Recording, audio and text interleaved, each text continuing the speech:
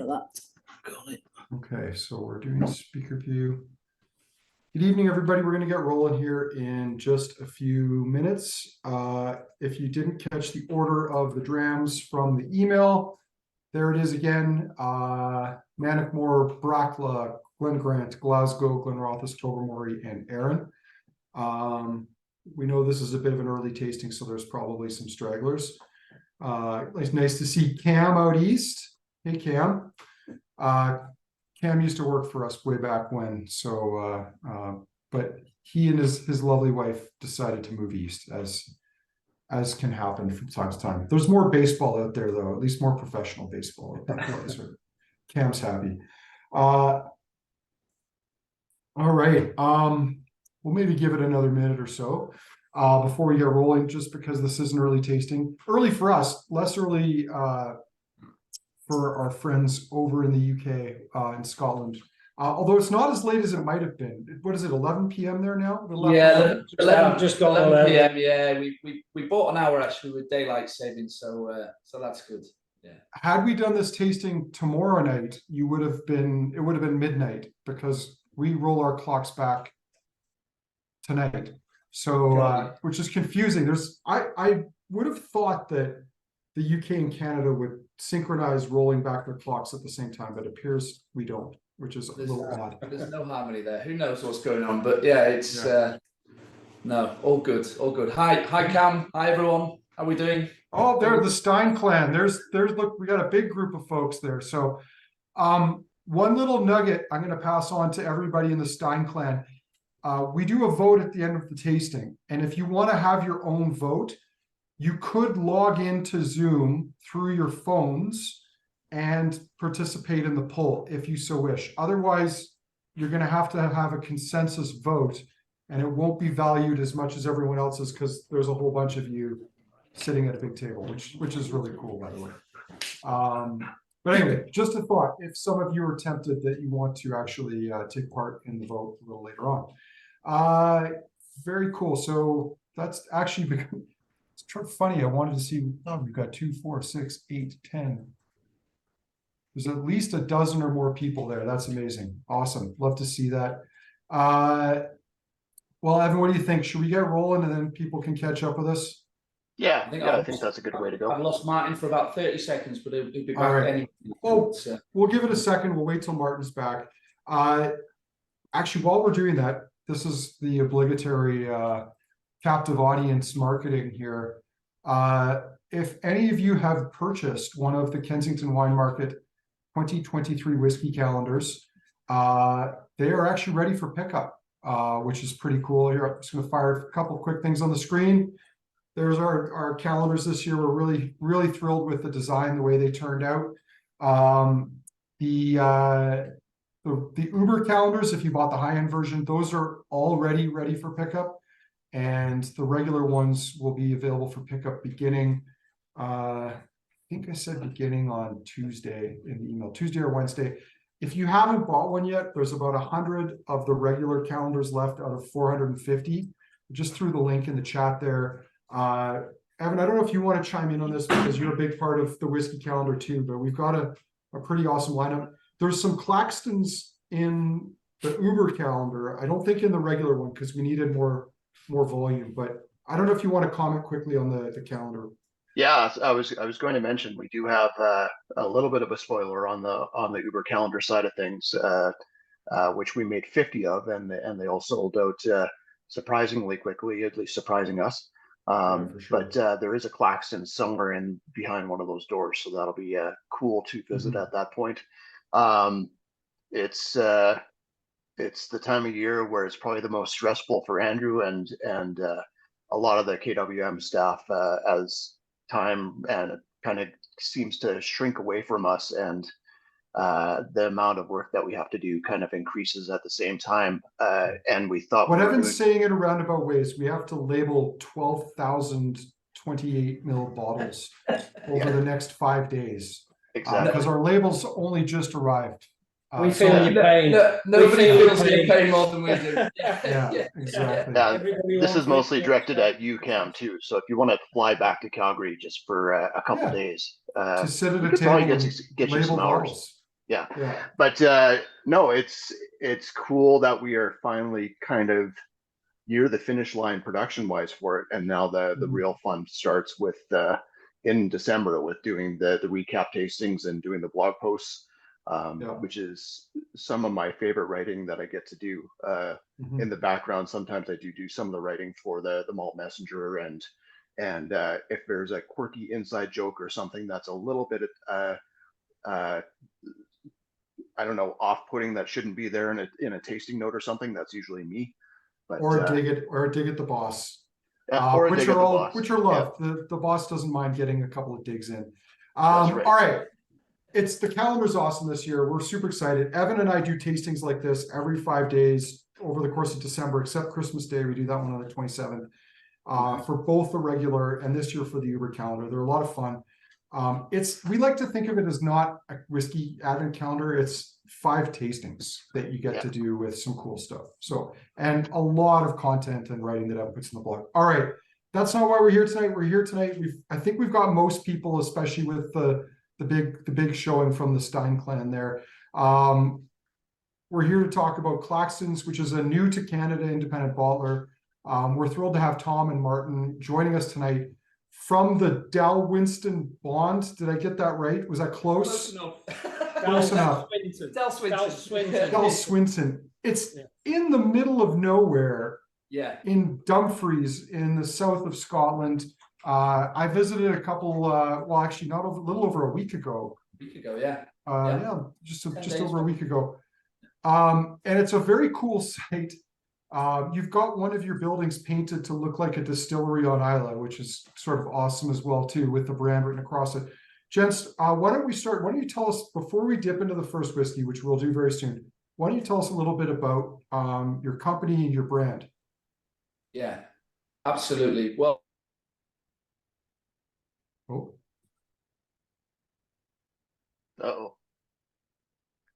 at that point, can you all still hear me? Yeah, we can hear you now.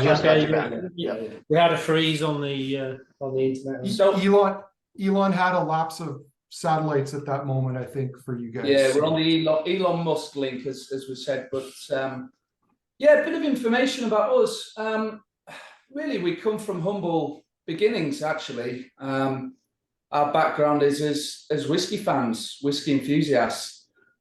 We started collecting casks. We started collecting bottles, essentially. And whiskey's always been in our families. We've really enjoyed sharing different drams, different styles and different profiles, and collecting lots and lots of different bottles of whiskey. So we come from a collection background. And I would say we're whiskey geeks, Martin, essentially. But we don't come from 100 years of, being in the whiskey industry, or, I can't say that my father's father's father was part of the industry. No, we really came into the industry just through enthusiasm and I think also a lifestyle choice, actually. We chose to move away from our former lives in a sort of more corporate life that I certainly had, and Martin was formerly an engineer, and really to follow a passion. Claxton's as a company has been going for about a decade now, about 10 years, and more recently we took on the development of the bond, Dalwhinton Bond, which is, as Andrew says, on the estate in the Lowlands here. The bond is really a restoration project, I would call it. Andrew, you saw the site a couple of weeks ago, and it's a real work in progress. We always felt that we wanted to take on a project that would deliver a really exciting space, not only to work and a nice environment, but also to mature whiskey, of course.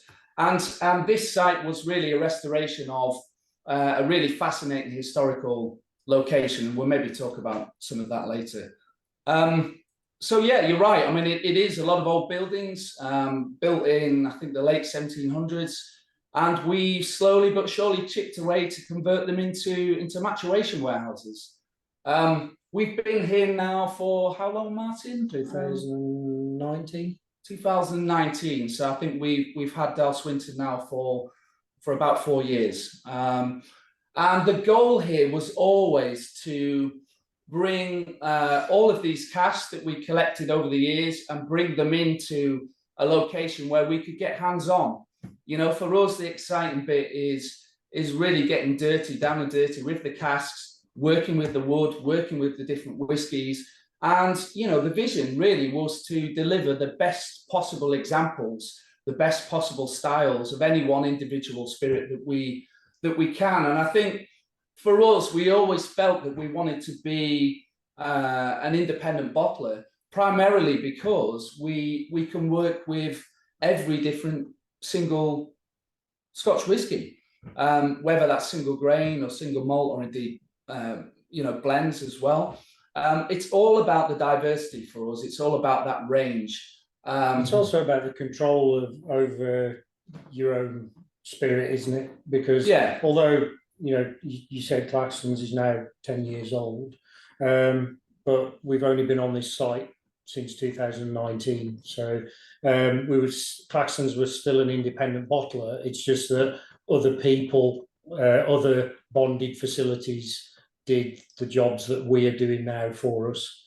But there's you lose an element of control when that happens.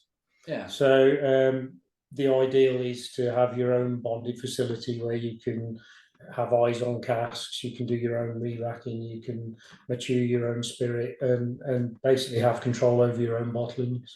I think that's absolutely fair, Matt. And I think for us, we always felt, you know, after 5 or 6 years of being an independent bottler, we wanted to move away from that sort of more hand-to-mouth approach that some of the independent bottlers, and we have all the time in the world for all independent bottlers. In fact, we're a family, we're a community, but I think they always struggle when they don't have the luxury that we do of operating Dalswinton Bond, because, you know, for us to take the next steps, the long-term steps that are required to think about a maturation program over 5, 10, 15, 20 years plus, you need to be running your own bonded facility. And the sort of boring bit about that is kind of having all the licensing and all the regulations and stuff that goes around Scotch whisky in place to allow us to have that freedom and that autonomy to work with all of our stock, bring it in from all over Scotland, all the different cask types, all the different styles of spirit, all the different you know, age statements, the full spectrum that Scotch whisky has to offer, and bringing that on site to Dalswinton, which has allowed us to take those next steps. So it's still a work in progress, Dalswinton Bond. And Andrew, you maybe be able to pass some comments on the site itself and where we are. But I think we're really, you know, we have a vision really to create an environment, a space where not only do we really enjoy working, but also gives us this platform to go out and deliver the best whiskies that we can now and into the future. And for us, it's creating that sort of sustainability, you know, that's really exciting. So yeah, well, I'm currently just, and I'll have to share these a little later in the tasting, trying to pull up a handful of photos that I took from the visit. But I guess two things that I would say quickly before we dive into the first whiskey is that what you guys were delicately saying, and I can maybe be a little less delicate about, is most independent bottlers are hand to mouth. It's what they get, they bottle and they sell because that's what they have to do to pay for the next cask. And, you know, you might have some 100-year-old companies like Gordon MacPhail that have the luxury of filling new make spirit, and they can bottle it from 10 to 80 years of age. And that's, you guys have started doing that on, you know, you're still in the early days at 10 years of age doing that. But it's sort of a step above what most independent bottlers do, because most independent bottlers aren't thinking about, hey, we should set this aside to bottle a decade from now. And that's a unique feature to me.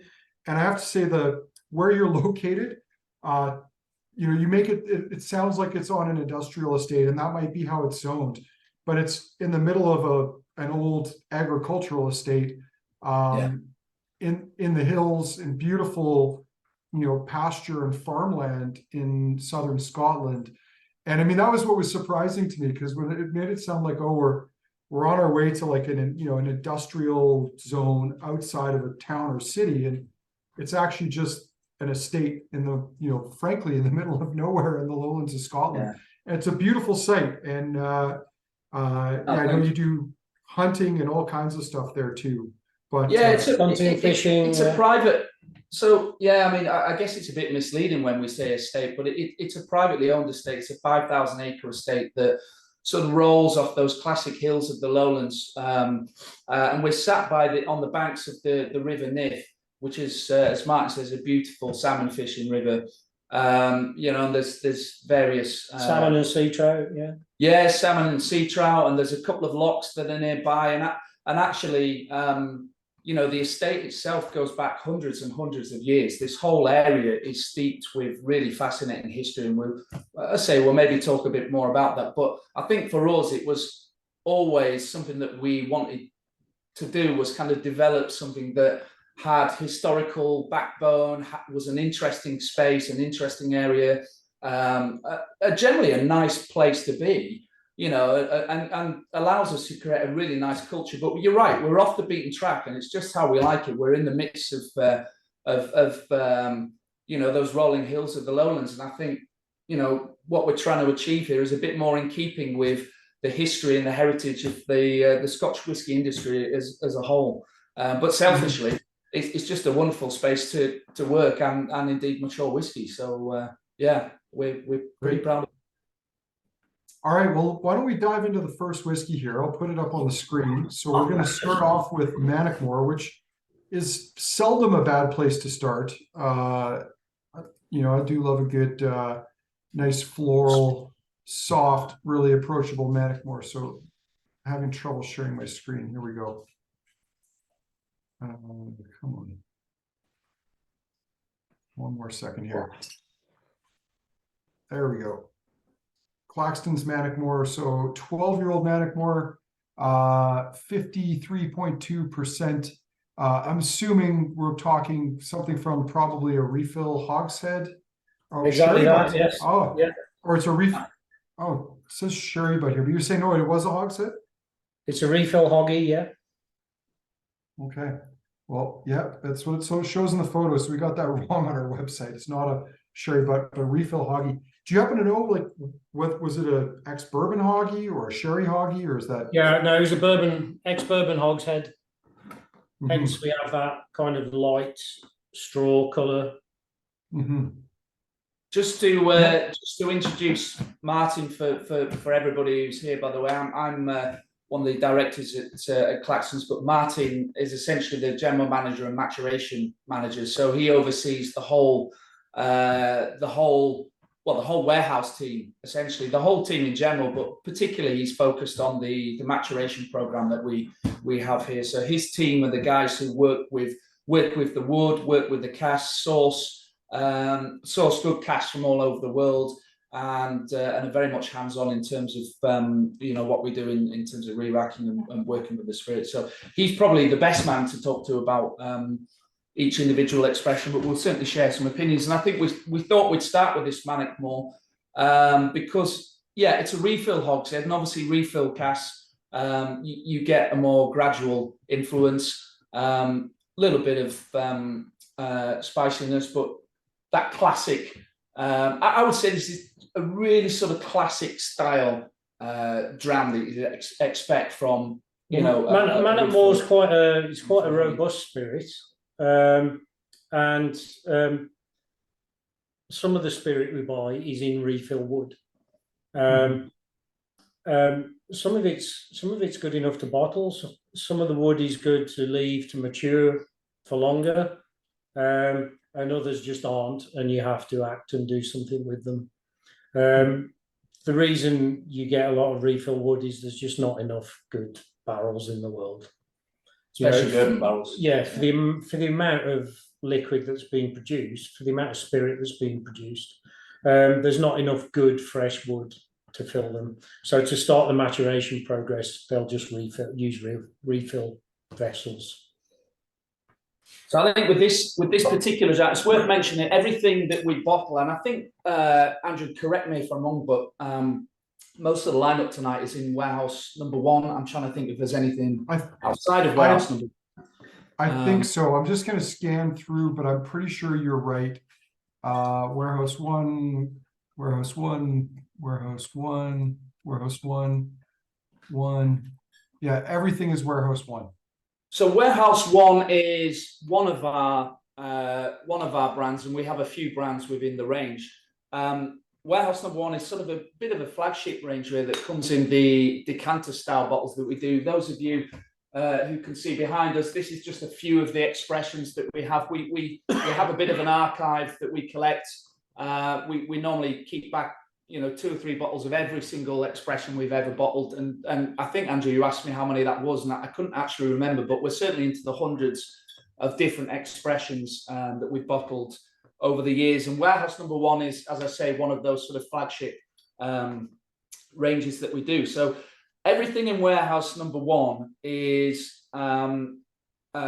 typically, well, very much so, cask strength. So straight from cask into bottle at cask strength, all natural colour, non-chilled filtered, unadulterated, cask all to bottle. Single cask. And all single cask. So, mostly we're talking, well, for your average hogshead, sort of circa 300 bottles. So they're very exclusive by nature. The good side of that is, of course, we're for the purists of us in the whiskey world, you're getting a sort of unadulterated experience on exactly how the whiskey should be coming from cask, in my opinion. Mm-hmm. The bad side of single cask, of course, is it's small batch essentially. So once they're gone, they're gone. So it has its upsides and its downsides in that sense. But yeah, all small batch and all really designed to deliver the best examples that we can of that particular style. So we will look at different cask types, and that's different cask sizes, everything from octaves, in fact, which are 55-litre vessels, quarter casks, 1 to 5, 1 to 8 litres, barrels, 200 litres, barriques, 2 to 5, hogsheads, and up to sherry butts and puncheons. So different cask types. And yeah, they all exhibit their own character in their own right. This is the essence of what being an independent bottler is for us. It's having that diversity. So warehouse number 1 is really the flagship range of that. We do have some other ranges as well. You can't see too many of them on screen, but we have an exploration series as well, and then we have some core ranges as well. So the grain barn being one of them. We do, as we were saying before we came on screen, we do also bottle some single grains as well. But focusing on this Mannochmore, Martin, give me some. I'd like to say some of the spirit that we receive in refill wood is not good enough to bottle, and you can tell that the cask is pretty much lifeless, and you have to do something with it. It was obviously different with this Mannochmore, although the influence of the cask didn't give the cask a darker colour. It actually influenced it in a more subtle way that it was good enough to bottle. Yeah. And I think you'll find if you... Sorry, just ignore that. I was just testing to see if I could share the photos from my phone, and it turns out I can. So but yeah, I always try my whiskey at cask strength, and then I've literally taken a pipette and added 5 drops of water there, which really opens it up. Now, Evan made some comments on this, and I'm kind of in agreement with them. I love this Mannochmore. I love this style of young Mannochmore where it's naked spirit. The oak's not given too much character, and it's allowing those nice fruity esters and floral tones to come through on it. And Evan's note about fruit salad, I think, is bang on. Like, Evan, this is just, we had that wonderful one from Single Malts of Scotland that was, I think, an 11-year-old. We've come across a lot of these, and I know a lot of people, sometimes you see a pale looking whiskey like that and you think, oh, that's going to be boring. But I mean, these are like great breakfast drams, great, like, first whiskeys of the night. Yeah, I know, I totally agree. And you're absolutely right. I mean, this is, and that's what I meant really by that sort of classic kind of unadulterated style, really. We've not got lots and lots and lots of cask influence. But for me, sort of being slightly old school, I mean, I like that. You know, you're not dominating the original spirit, allowing that character to shine through. And as you say, it's got sort of more floral character, a little bit of fruitiness with the esters coming through as well, and slightly sort of grassy and herbaceous as well. But it's quite a sort of clean style whiskey, so it's a nice entry whiskey for a lineup today, because it just sort of eases you into things. Yeah, this is why we started it, because it's quite light. Yeah, it's a sort of light, clean, crisp style. Although, you know, cask strength, it's a lighter, not so punchy whiskey. It's not sharp, it's not aggressive. Evan, I don't know if you want to quickly share your 2 cents on this one. Yeah, it is exactly what I was hoping it would be. This is the kind of the style I was introduced to by Mannochmore through a few Scotch Malt Whisky Society bottlings along the way, and it's I think the wood was maybe a little bit more aggressive on our single malt of Scotland bottle, but had a similar style. And Mannochmore, when it's done well, tends to be in a refill cask for me, where it does let that fruit and floral note just really sing. Mm-hmm. Yeah. But as you were saying, Martin, it's fairly robust. Mm-hmm. And I know some of the older Diageo bottlings I've had they did a couple of special releases that were in very active sherry. It was able to hang on to those. It was, hang on. Yeah. It wasn't rolled over. I love working with Mannochmore. Sorry to cut across you there, but yeah, I love working with Mannochmore spirit, because you can use a variety of wood, and it will take it. It's quite versatile, isn't it? You know, it's quite a versatile whiskey. It's very much, I would say, what you'd expect, as Evan said, and sort of does what it says on the tin, really, with Mannochmore. I think, you know, perfect entry dram in that sense. It's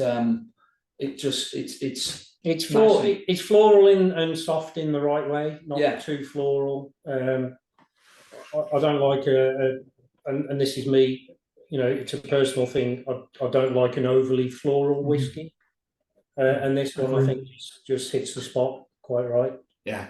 Here, I'm going to see if this works, gents, just because I did want to show a couple of quick photos for people from our recent visit. So there's one of your warehouse buildings. Bizarrely, it does not seem to let me scroll, which is too bad, because I did want to show as well, you had you were talking about your core range, that you've got a blend there as well, but unfortunately it's not letting me do that. So I'm going to stop sharing that, but at least I was able to show one photo. Distillery. Doug put a great one in the chat from a better angle with lots of really good lighting, but it's a beautiful spot. Why don't we keep things rolling? Let's move on to the Royal Lochnagar, which is a distillery I visited not long after seeing you. Yeah, sorry, Andrew, it's Royal Brackla. Oh, Brackla. Royal Brackla. Yeah. Sorry, I'll grab the Royal Brackla. Where are we on the Royal Brackla? Thanks for getting that, Evan. It's going off. I think this is one of 2 distilleries that carry the Royal brand, which one you already mentioned was Royal Lochnagar and Royal Brackla. Yeah. So I think there's only those 2 left, but I'll stand to be corrected. This was from a PX sherry hogshead, so this was one that we took from its original cask and finished it for probably just over 12 months in PX. Hence, you get that. I don't know if you can see from the camera. You can get a wee bit of sediment, and you can get like a more brown sort of hue to it. So let's get into this one. This one's 11 years old, bottled at 54.7 ABV, and it is one of 275 bottles.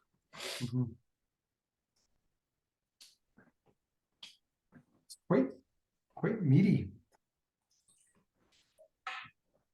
Yeah, it's slightly meaty, and although it's definitely not peated, it almost have a sweet barbecue element to it as well on the nose. unfortunately, my memory is not as good for these things as it possibly should be, but I was trying to remember if this is a distillery that has worm tubs or not. I did pop in there a number of years ago, and it's one of those like 1960s distilleries where they've got the rolling glass front doors on it. But I don't remember, and I seem to recall when I went to visit, like it was just an in and out. I was literally just there to walk through it quickly and have a quick poke around. It's a long while since I've been there as well, actually. I think it was definitely pre-COVID, but one thing I do recall is they have a particularly long fermentation period, and it's also set up for quite a lot of reflux on the stills, which delivers quite an interesting character, I think. I think their goal is to create lots and lots of esters, essentially through their distillation process. So, yeah, straight away for me, that is oily on the palate. It's quite thick. Spiciness, I think spicy. What did I put? We wrote a few notes down here before we came on, actually. So I mean, these will evolve as we're talking, but. You've obviously got the sweetness of the Pedro Jimenez because it's a sweet sherry. Yeah, as you'd expect. And PX is quite a viscous and obviously sort of quite heavy sherry that delivers those kind of dried fruits. But I don't think actually that's that dominating on the nose. You tend to get the PX sort of dates and raisins, but it's not super prominent on the nose, actually, I think, which is good in my opinion. It's nicely balanced. It's just a subtle influence of that. Like a spicy chocolate, like chocolate infused with like a hot cayenne pepper or something.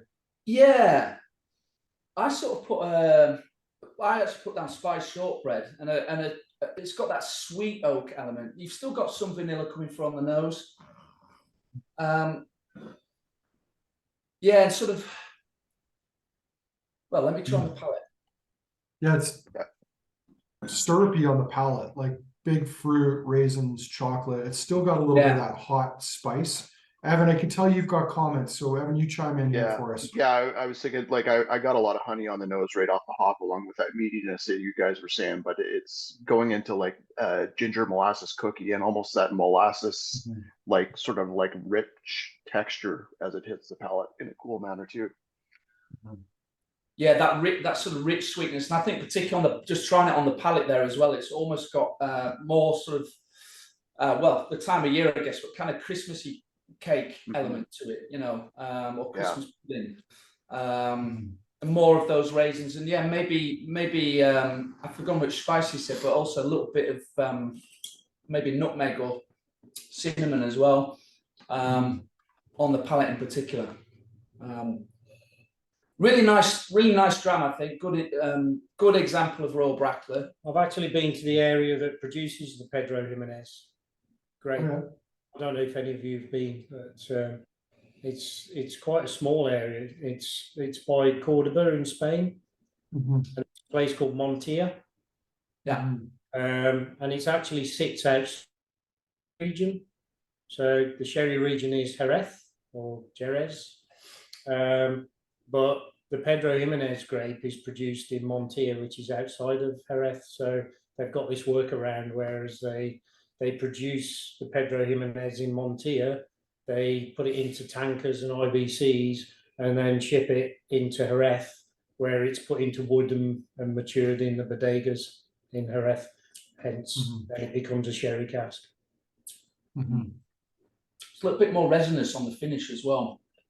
More of the sort of woody resinous. And now with this one, is this something that you would have finished as opposed to full maturation? Yeah. I think as Martin said, sort of maybe anywhere between sort of 12 to 24 months, particularly if it's fresh fill PX. I mean, I enjoy every dram in its own rights, but for me, and this is purely a personal opinion, long-term maturation in particularly in PX, which is, as I say, very sweet, very viscous, can have quite a prominent impact if you've got a very active cask. If you're not careful, it can become a dominant character within the whiskey. So it's not to say you can't fully mature some whiskies in PX, but for me, you've got to be careful that you get the balance right, and you know, that depends on each individual cask, absolutely. But anywhere between sort of 12, 24 months, maybe 36 months, depending on the activity of the cask is right. Otherwise, you end up with and some people love a super sherry bomb, you know, and it depends what mood you're in. But for me, I like to dial that back a little bit. And I think with this, thankfully, Royal Brackla is full of character and quite a complex spirit anyway. Yeah, what you won't get with PX is that it won't get to that point where it's not see-through, you know, like it would with Oloroso. So if you had a sherry bomb Oloroso, it would be, you know, as black as soot, and you know, you just about see daylight through it. Pedro Jimenez doesn't go like that. It tends to get to this sort of color and then stay there. Well, it's got a nice sweetness without being over the top. It's you know, there's a time you've got to find the right time to bottle something from a PX cask. Like Tom said, it's not really a long-term maturation cask. You can do it with certain spirits, and it depends on the activity of the cask. You know, each cask is an individual. They all react in a different way. Yeah. And it all depends where it's stored in the warehouse, and you know, it's just, I think Pedro Jimenez can be super sweet, and people do love a sweet dram, but for me, it can get too sweet if it's left for too long in an active cask. Yeah, and you might be thinking for a longer maturation period, you might be considering, you know, more of a sherry butt cask for a longer time period, because, you know, the spirit to wood ratio is well, lower in a larger, you know, if it was in a butt, you can leave it for longer time period. But just to sort of give you some context on Pedro Jimenez in comparison to water or Oloroso, our forklift truck can lift 1.5 tons. Is this a pragmatic comparison? Yeah, this is a comparison. So if you had an IBC with you know, 1,000 litres or a ton's worth of water in, our forklift truck would lift it. But with 1,000 litres of Pedro Jimenez, it probably wouldn't lift it, and that's because of the sugar content. It's pure sugar content that's in the spirit, and the viscosity that creates. It's way heavier. But as everyone was saying as well, it's that sort of more molasses sort of. And that's what you can feel in your mouth. But straight away, if you compare it to the first one, you know, the first one's thinner on the palate than this one. Yeah, but no, quite interesting. What's your view, Andrew? Any views on? No, I love it, but I hope Evan has somehow compartmentalized the fact that PX sherry is heavier than water for putting into a conversation at some point in the future. Because I mean, it's little nuggets like that are just kind of fun to sprinkle out every now and again. Yeah, I'll probably make it so it's PX sherry and blood, both thicker than Yeah. I have a question for you guys. Oh, yeah. I have a question for you. You're talking about you got to be careful with when you bottle these. So do you have somebody tasting these monthly, or do you have a set we're going to bottle our cask after so many years, or do you actually have somebody tasting them to make sure it's ready now? The whole team are involved in that, Cam, I would say, and everybody contributes. So it's definitely a holistic effort. I mean, there's two elements to that question in a way. And are we tasting it monthly? I'd love to say we're tasting every cask monthly. But the reality is we have about 2,500 casks here now.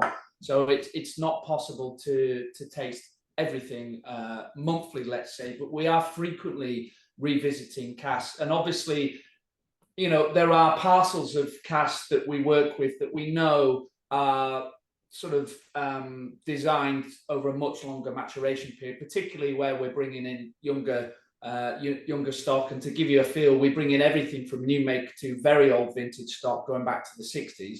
So, you know, we're watching all the different casks depending on partly what we expect them to behave, but they, as we all know with cask, they never behave exactly as you think they might. And you know, there's a long-term program that we have to kind of manage the whole, all of our casks within that context. But obviously, we're frequently testing and I'm always walking around the warehouse. It's the fun bit, keeping my eye on casks, especially casks that we've done something with.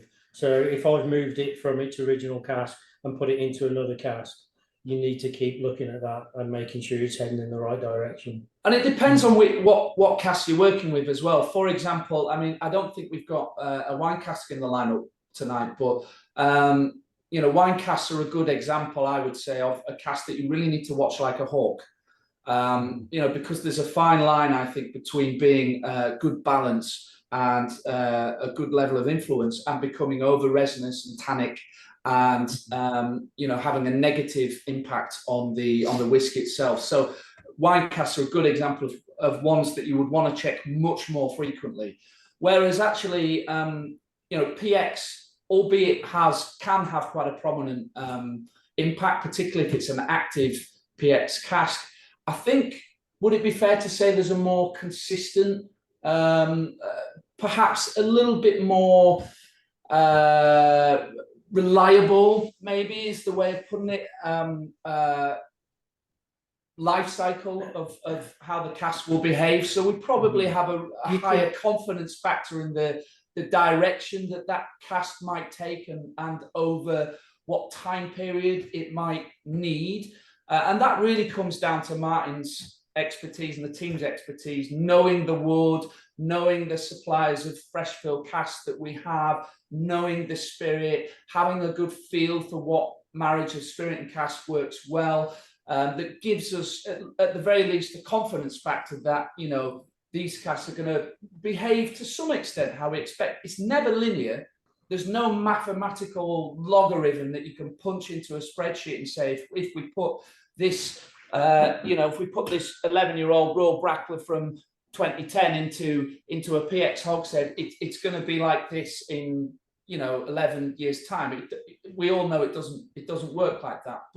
And the one thing I would say is that everything that we bottle is the whole team have an input into bottling it and bottling it at that time, because we feel it's a good example with the right balance and the right flavor profile and attributes that we think highlight that whiskey in the best possible way that we can. And that's the key bit, really. And I think what Andrew was saying earlier, and I don't want to blow smoke up our asses about this, but, you know, we're not under pressure to bottle stuff before it should be bottled.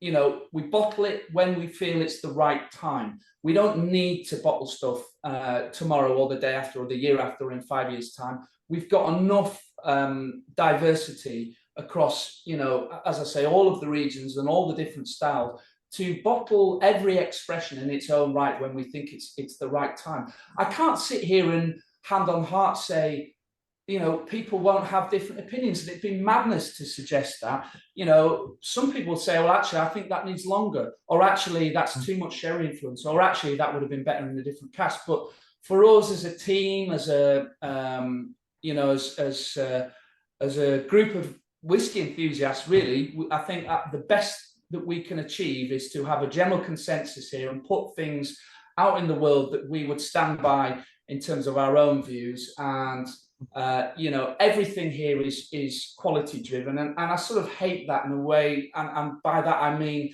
everyone throws out the quality sort of marketing mantra, but actually you know, it stands true here that, you know, for us as whiskey fans and whiskey geeks, we have to be able to stand by what we put in bottle, and independent bottlers live or die by that, quite frankly. We absolutely live or die by that. And yeah, so long-winded way of answering your question there, Cam, but I think, yes, the whole team contribute. Yes, we quality test as regularly as we can, and we're checking samples, we're extracting samples regularly to look at the journey that cask might be taking. And yes, we're always kind of trying to put together a release that we're really happy with, we're confident with, and delivers that range of different styles and expressions out there. And personally, I love working with wine casks because they're a challenge. You do, because they are a challenge. I've had some fantastic results from wine casks. That's I mean, wine casks are something we talk about a lot of the time because we find they're very divisive, even amongst our team at the shop. But I think a big part of that is just a lot of companies don't treat them the right way, and you just anyway. We can go down that road another time. I'm going to tee up the next whiskey, which is the Glen Grant 1998, which I've been nosing for a minute or two here, and is absolutely gorgeous. So I don't know if you want to tell us a few things about the Glen Grant 1998. Yeah, well, let's quickly pour a wee nip. Well, maybe while you're doing that, Evan, like I don't know if you've already, but to me it's so doughy, it's fruity. I mean, this is again, there's a bit of color there, and I know that this is from a sherry bud, but there's a lot of spirit character still there, which I really like in this. What are you thinking? Yeah, it's for a long time I was getting tasting a lot of refill hoggy mid-20s Glen Grants from the society, and I really didn't like the distillery because of it. Glen Grant for me, especially, I guess probably depends on the warehouse that it's aged away in, but there were a series of Glen Grants in the mid-20s that we got from the SMWS in Canada here that were all so dunnage heavy that it was almost like decomposing vegetables in your compost coming through, and that was a primary note that I got. But this, although the dunnage is there, it's kind of in the background. It's maybe a little bit mushroomy, but it's got this gorgeous sort of layer of sherry over top of everything, almost like a glaze. Yeah, that earthiness is still there, I think, but yeah, in a nice way. It's not, Well, it's got a lovely round profile to it. I mean, it's not quite as sherried as maybe the gold standard for Glen Grant, in my opinion, is whatever Gordon MacPhail happens to bottle, because they've got such a deep history of working, especially with that spirit. But what I love about the nose on this is that you have those sherry notes in there, but the spirit's still there too, and there's lots of character. It's rounded, it's elegant, it's a very pretty dram, just approaching it on the nose. Yeah, nice, and I would say, as you say, well-rounded is a good way of putting it, actually, and good degree of complexity. I think this is a good example, as I say, of a sherry butt option here, because we've jumped up in age statement. We've jumped significantly from the previous age statement. Obviously, age is only one attribute of a whiskey, and we'll come on to that soon. In fact, with the next dram, which I think is interesting, and if for those of you who haven't looked, don't look at the age statement for the next dram and tell me what you think. But I think we have the only thing really we can take the credit for with this one is bottling it at the right time, because this cask came into us as is. So this we didn't do anything with this whiskey apart from know when it was ready to bottle and bottle it. So this is full maturation. This was full maturation sherry butt. It's got 23 years in that cask, and I think, what is the vintage again? Is it 1998? So, and given it was, we've had a fair bit of ullage there as well. Given it was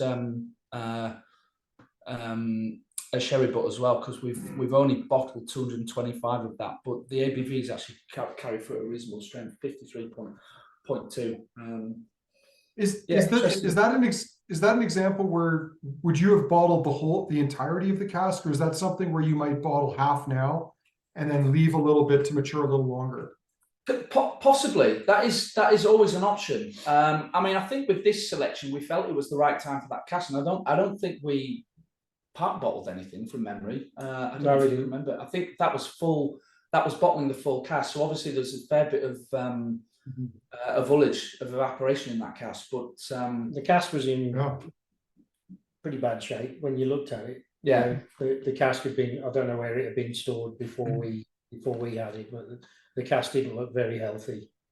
So it looked like it had been porous in places. So, and that's the thing with casks, isn't it? They've all got their own character. I mean, the cask as well as the whiskey is I mean, back in the sort of, and when this would have been early 90s, and indeed casks may have been used prior to then, so back into the 80s. They didn't used to keep diligent records on these casks, so some of them would be going back, many years before they were even filled.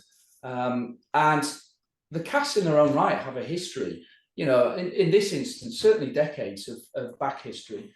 And, some of them are a bit beaten up, let's say. It doesn't mean they're not great casks and giving fantastic influence on the whiskey, but they've all got their own backstory as well. And yeah, so I mean, in this instance, it was. Yeah, I mean, if you've got a warehouse where you've got 10,000 casks sitting, and you fill them on the day of distillation, you fill the casks.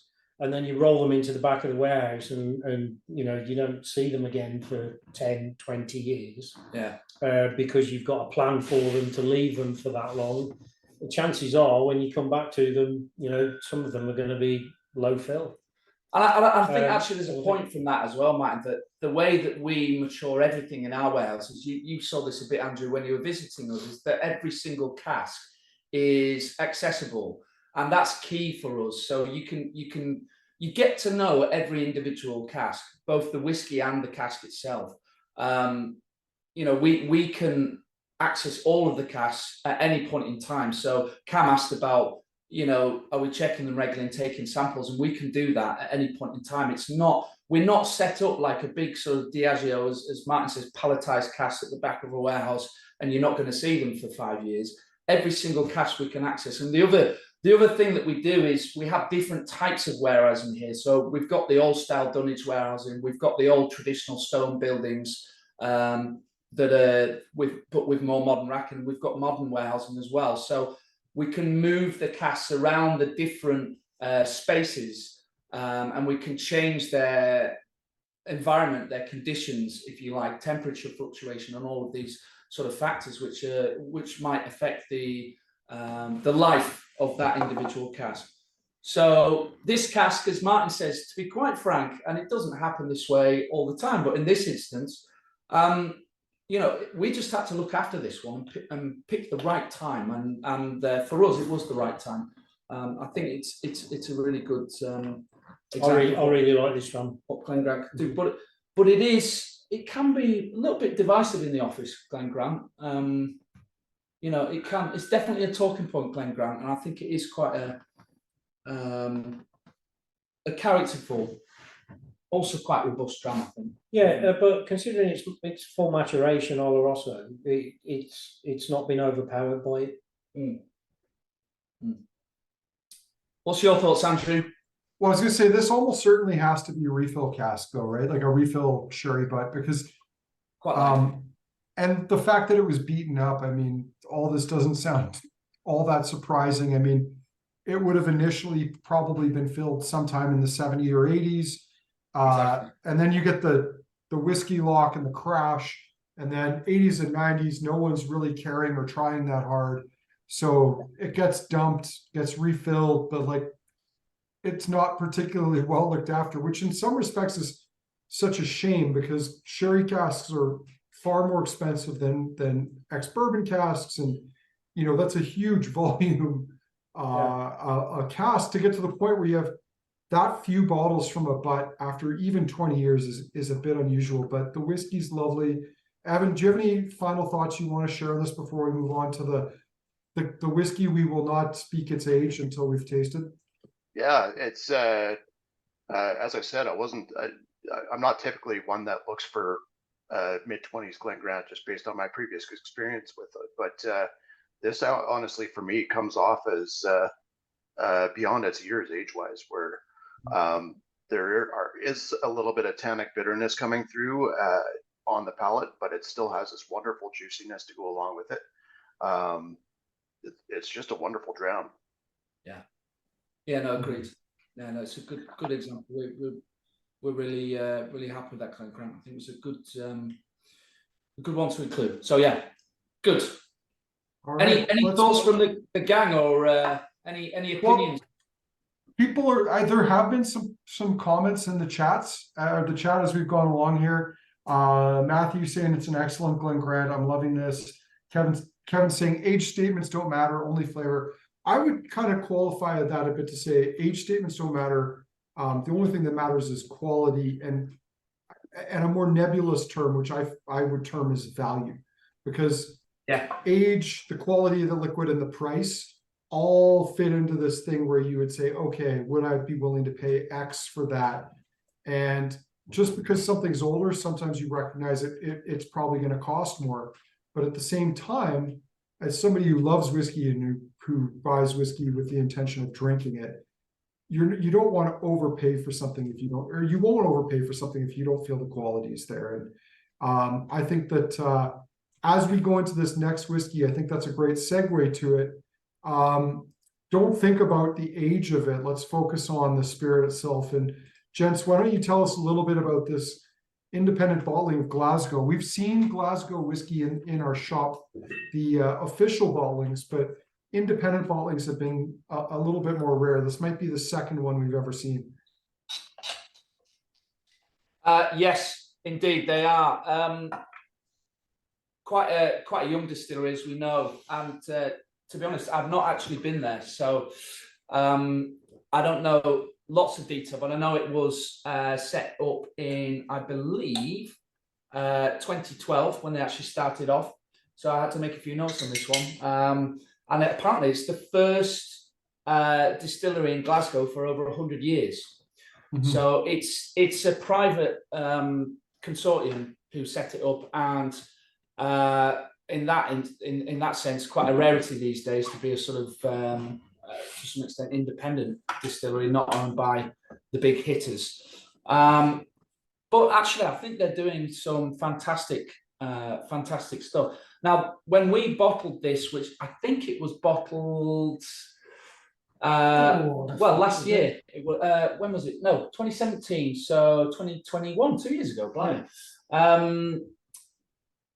I think quite an interesting example of what they have to offer. And as we're sort of saying, it's always interesting to blind taste this one, although it's up on the screen so we can all see the age. But, I have to say, we kind of dropped this in between, and we thought we'd sandwich it between two older whiskies and kind of get people's thoughts on this topic of, age versus I think if quality. If you were to blind taste this, you would think it was a much older whiskey. That's my view. Well, just nosing it, it doesn't, and it could be that sherry influence that's masking it, but it doesn't give away like a youthful presence on the nose. So there's nothing on the nose, just nosing it, that says, oh, this has got to be young, because it's really driven quite a bit by the sherry. Definitely is true. No, I think we would wholly accept that, but even pre racking into a sherry cask, they actually had an age well beyond its years. It wasn't carrying that sort of youthfulness, that new make character underneath it that you might have expected, actually, and really was quite a complex whiskey. I think we brought this in. Yeah, it felt like it just needed something. Just need a bit of balance, I think. But it's a super, and you hit on this point, Andrew, and I think it's a really important point. We have to get our heads out of, and we're all whiskey fans here, right? And value is really important. At the end of the day, we sit in the same camp. We have to kind of think, I'm a Yorkshireman, and at the end of the day, we've got short arms and long pockets. We want to see a good value example of any individual bottling, and I think that Glasgow is a good example of achieving quite a nice complex dram that's not very, very old and therefore very expensive. And it's not always linear, it's not always linear between age and cost, but and in fact that was the sort of mantra that was was pushed, wasn't it, so hard, particularly in the sort of the 90s as brands were emerging. Older means better, and typically more expensive.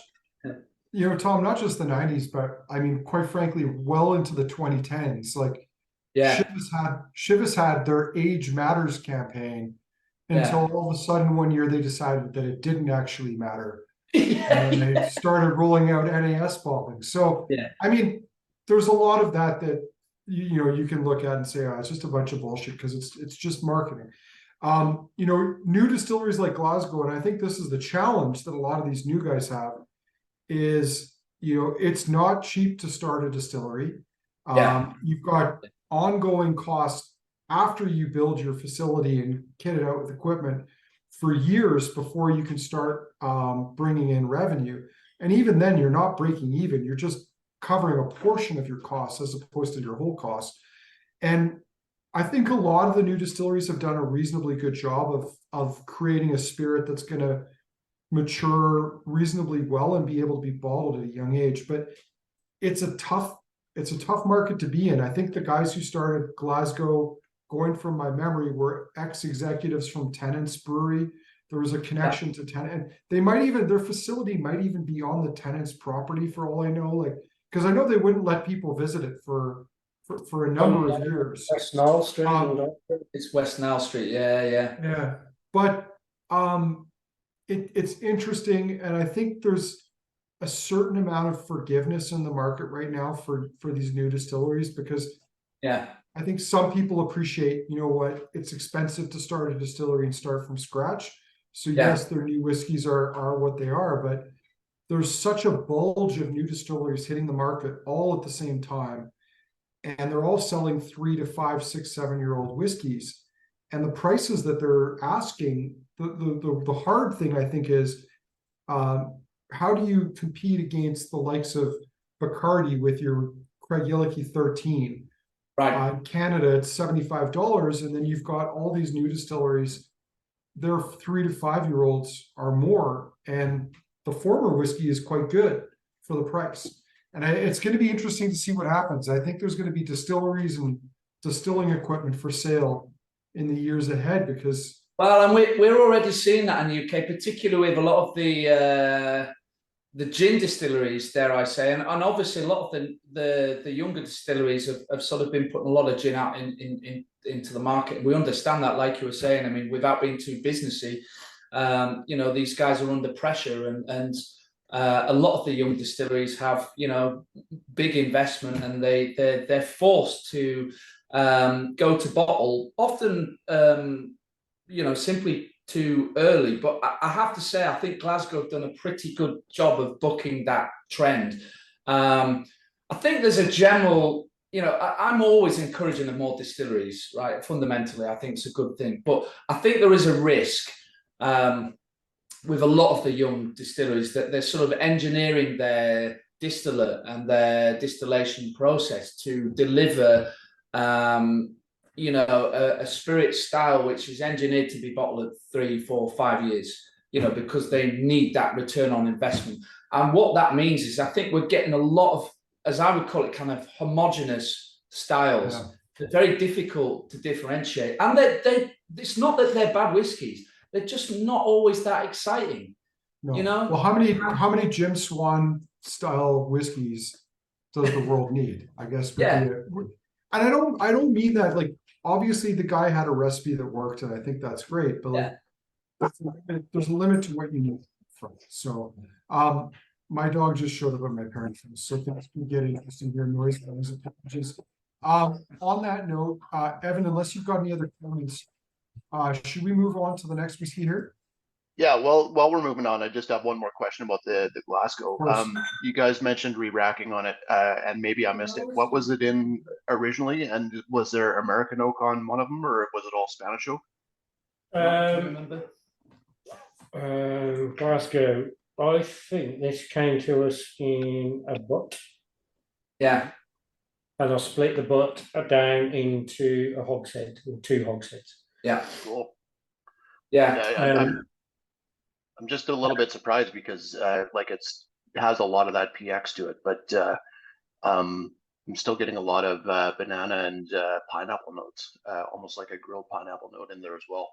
Yeah, if you compare it to the last PX cast that we tried, I don't find this one as sweet as the last one.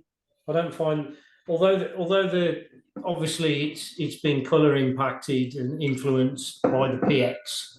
I don't find on the palate that the PX is as prominent as the last whiskey that we tried. No, I think Evan, is right there. Actually, there is more sort of tropical character. I wouldn't go as far as saying citrusy, but there is. Yeah, more on the ripe side. You see banana as well, but maybe a banana character as well. It's. I just think it's a really, really one of the few not few. That's not fair, but a good example of one of those newer distilleries that actually can deliver a whiskey that, with a bit of help from ourselves, and I'd like to say we've contributed to it. We've put out a fairly young whiskey at 4 years old that actually is well beyond its years. So you can achieve good things. I think you just need to work quite hard with younger whiskies. Yeah, you definitely have to. Well, and I have to say I really like where you guys put this in the lineup, because when I put together tastings, I try and make it almost like a roller coaster ride. Like, I don't want just this linear sort of setup. Evan, like we're on different pages on that. But I mean, that's fair. That's fair. Yeah. Yeah, we deliberately wanted to sit this in between the two older age statements. Exactly. So good comparison. Yeah. All right. So we're moving on to the Glenrothes 1988. Now, obviously, for those of us in Calgary, 88 was a pretty big year. For those of us old enough to remember it, we had the Winter Olympics here. We had the Jamaican bobsleds. We had Eddie the Eagle Edwards. I got to see the ladder, which was really cool. Got a photo with him, which I think I lost at some point in time. But it's crazy to think that was 33 plus years ago, actually 35 years ago now. So we're on to Glenrothes. This is a distillery that for me is personally quite hit or miss. So I'm really excited to see this, because I've had a lot of good luck with older Glenrothes, especially Glenrothes from bourbon barrels. So this is a bourbon hoggy. Chance, tell us about this Glenrothes. Bourbon hoggy, another full maturation bourbon. So it's got that beautiful sort of honey color, typical bourbon cask color. I mean, I think, to me, this is an absolute belter of a dram. It really is your typical bourbon cask dram. I mean, this smells like the best shortbread I've ever had, like right out of the oven. Yeah. Yeah, and kind of again, we're making a few notes, but a tiny bit of citrus on the nose. I think a little bit of citrusy, but also that sort of rich strudel, apple strudel. We put plenty of vanilla, which maybe from the cask. Yeah, I mean, your bourbon cask. Glenrothes is we like working with Glenrothes. We do quite a lot with Glenrothes.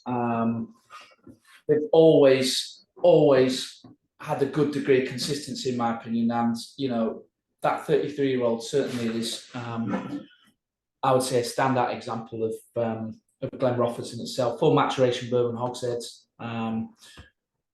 What's that up? What was that of? 164,207 bottles for that one. I mean, you're not going to use a bourbon cask as a finishing cask, that's for sure, because they're slow burners. You're looking to you're looking to put your younger whiskies into fresh bourbon and squirrel them away in the warehouse for a good number.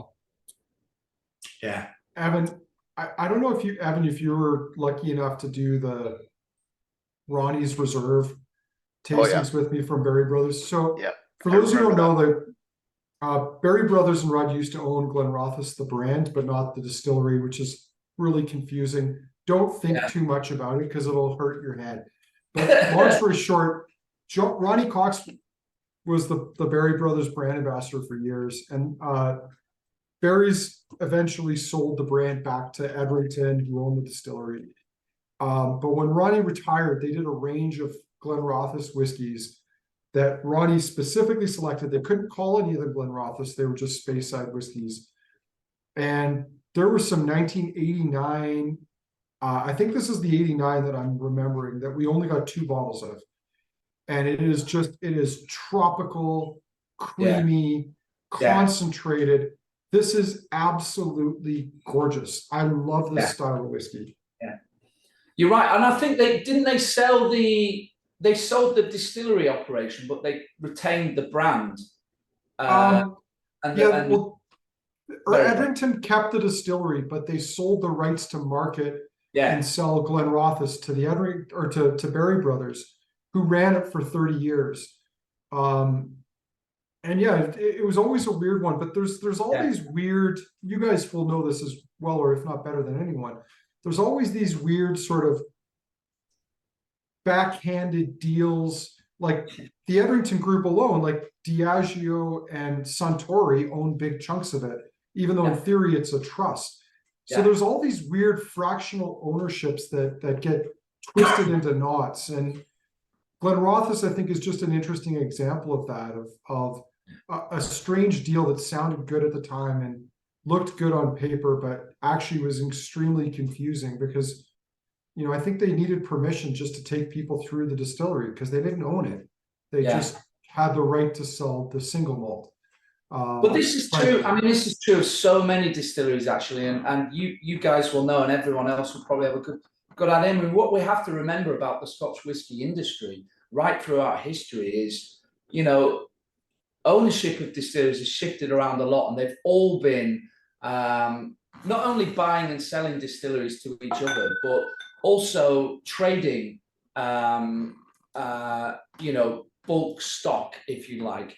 And that sort of multi-dimensional movement of cask stock between all of the different players and all of the different distilleries has always been quite a dynamic situation, really. And in fact, gone on right from day dot.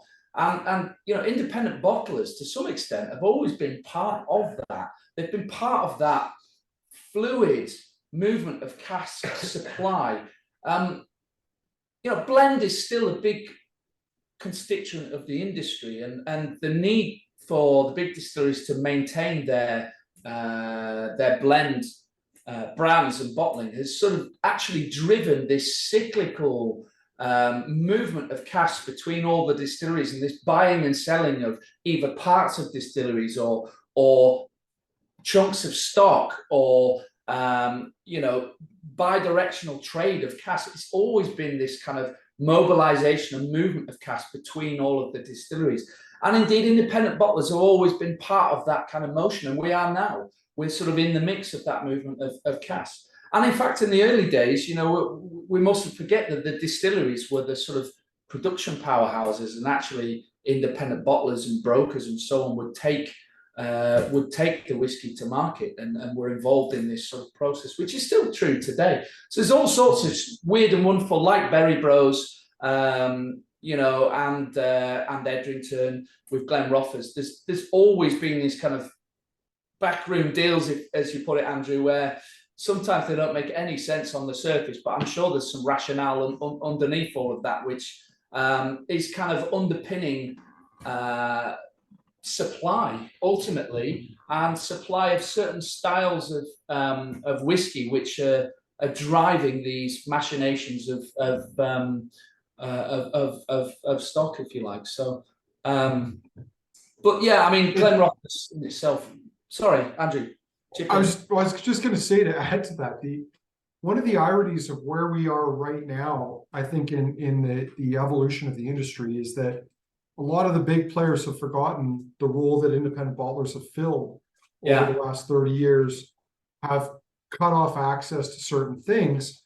And it's because the memories are short for those big companies. If you go back to the 80s, when companies like Diageo were liquidating stock so they could sell, give dividends to their shareholders, it was companies like Douglas Lang and